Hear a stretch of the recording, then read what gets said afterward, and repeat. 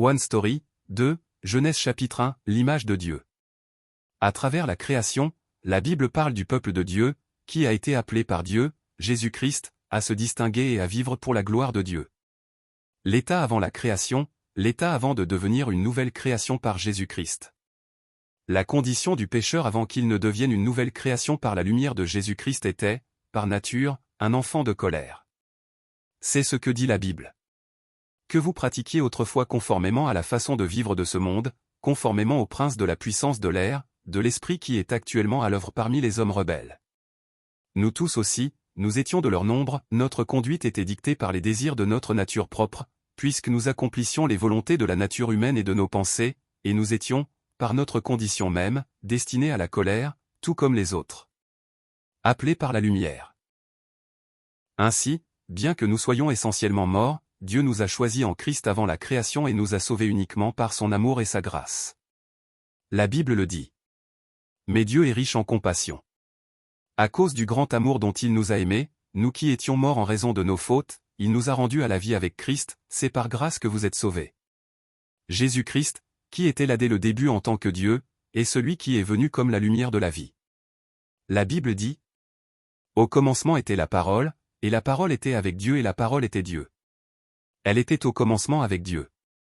Toutes choses ont été faites par elle, et rien de ce qui a été fait n'est été fait sans elle.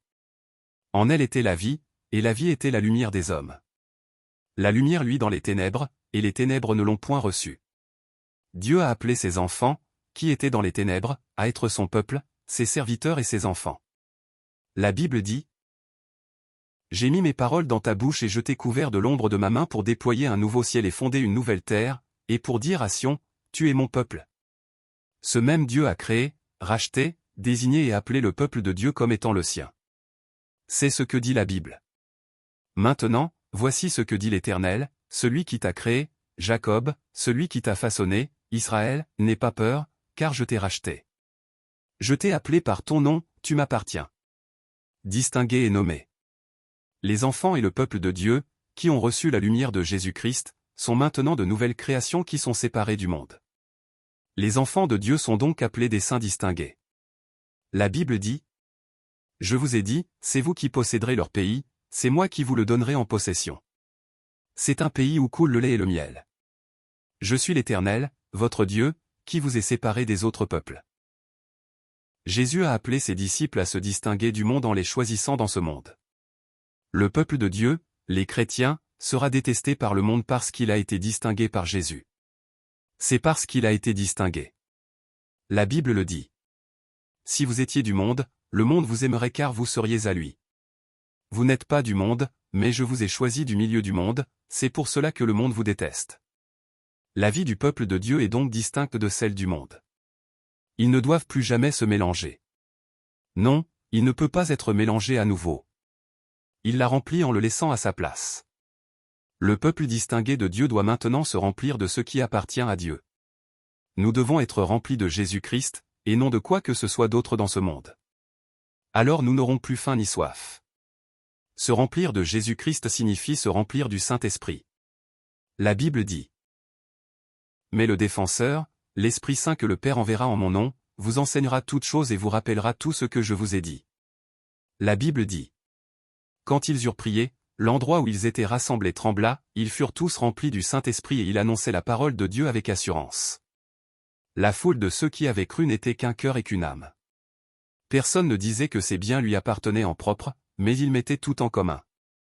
En outre, le peuple de Dieu, ses enfants, doit être rempli du Saint-Esprit.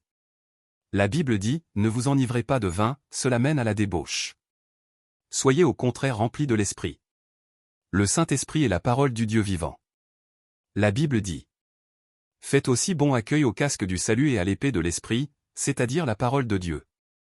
La plénitude de l'Esprit Saint doit continuer. Elle ne doit pas être détruite. Si nous ne continuons pas à nous remplir de Jésus-Christ, du Saint-Esprit et de la parole de vie, même si nous sommes sauvés, nous serons remplis des choses du monde. À l'image de Dieu. Dieu a tout fait, sauf l'homme, qu'il a fait à son image. Bien que l'image de Dieu ait été perdue à cause de la chute d'Adam et Ève, elle n'a pas été complètement détruite. En fin de compte, l'histoire de la Bible, en commençant par la création et en allant vers l'achèvement du royaume de Dieu, concerne l'œuvre de restauration qui rétablit l'image perdue de Dieu par l'intermédiaire de Jésus-Christ. C'est le retour à l'état qui est bon aux yeux de Dieu. Et cette image de Dieu, c'est l'amour. C'est ce que dit la Bible. Or nous avons connu l'amour que Dieu a pour nous et nous y avons cru. Dieu est amour et celui qui demeure dans l'amour demeure en Dieu, et Dieu demeure en lui. L'histoire même de l'amour de Dieu est révélée par le sacrifice du fils d'Abraham, son seul et unique fils bien-aimé, Isaac. L'histoire même de l'amour de Dieu est révélée par l'événement au cours duquel Jacob a envoyé son fils Joseph, qu'il aimait plus que quiconque, dans un lieu de mort. L'histoire même de l'amour de Dieu se manifeste à travers Boaz et envers la veuve Ruth, qui ne pouvait même pas entrer dans la congrégation d'Israël en tant que femme païenne. L'histoire même de l'amour de Dieu révélée par le prince Jonathan et envers David, qui s'enfuyait avec un avenir sans espoir devant lui.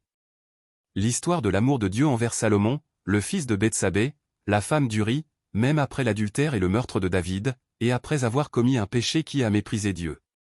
L'histoire de l'amour de Dieu répandue à travers le roi Assuéru et à l'égard d'Esther, orpheline de père et de mère, emmenée en captivité. L'histoire de l'amour total de Dieu, répandue par Salomon, envers la jeune Sulamie, qui n'avait pour elle que les tentes de Kédar. L'histoire de l'amour de Dieu pour les Israélites rebelles, le champ de vigne qui leur est destiné, l'amour qui fait languir le cœur de Dieu pour eux, et le grand amour qui sera zélé pour le saint nom de Dieu. Et l'histoire de l'amour incroyable de Dieu, révélée par le prophète Osée, qui a racheté sa femme, Gomel, une femme impudique avant même le mariage, qui s'est enfuie après avoir donné naissance à des enfants. L'histoire de l'amour de Dieu qui a révélé son ardente miséricorde en disant, « Comment puis-je te laisser partir, comment puis-je t'abandonner ?» L'histoire de l'amour profond pour le peuple de Dieu, l'amour de Dieu qui a eu pitié de lui. L'histoire de l'amour de Dieu, qui ne pourra pas vaincre la joie mais se taira à cause de son peuple ridicule et vaincu. L'histoire est celle de l'amour de Dieu pour son peuple, qui, bien que Dieu ait dit « Je vous ai aimé », a demandé « Comment nous as-tu aimés ?» et Dieu a répondu « Je vous ai aimé ainsi », et a envoyé Jésus-Christ, le Dieu, sur la terre pour porter la croix. C'est le nouveau commandement que Jésus, le Dieu, nous a donné parce qu'il nous a aimés jusqu'à la mort. La Bible dit « Je vous donne un commandement nouveau, aimez-vous les uns les autres. Comme je vous ai aimé, vous aussi, aimez-vous les uns les autres. » C'est aussi l'achèvement de toute la loi. La Bible dit « Frères et sœurs, c'est à la liberté que vous avez été appelés. Seulement, ne faites pas de cette liberté un prétexte pour suivre les désirs de votre nature propre.